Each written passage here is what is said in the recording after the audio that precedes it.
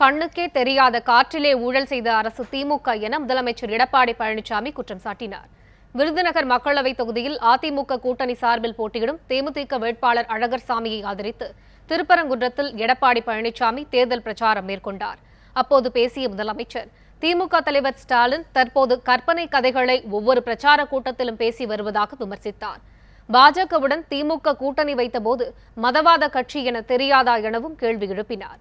திமுகவின் தேர்தல் அறிக்கைகள் வெற்று தேர்தல் அறிக்கை என விமர்சித்த முதலமைச்சர் எடப்பாடி பழனிசாமி, மத்தியில் மீண்டும் நிலையான ஆட்சி அமைக்க பிரதமர் நரேந்திர மோடிக்கு ஆதரவு தர வேண்டும் எனவும் வேண்டுகோள் விடுத்தார்.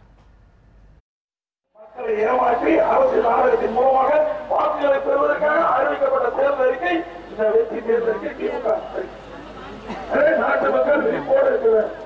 ஏன்னா சாதாரண திமுக தலைவர் சொன்ன வரைக்கும் என்ன தெலுங்கு இந்த கொடி காப்பதால் நீங்க கொடி ஆடுறத பார்க்க முடியும், காப்பை பார்க்க முடியுதா? அதாவது காத்து பார்க்கீங்களா? ஆனா கண்ணுக்கு தெரியாத காட்டுறையிலும் ஊழல் செய்கின்ற மன்னர்கள் திமுக. அப்படிப்பட்ட ஆளுநர் கூட எச்சரிக்கை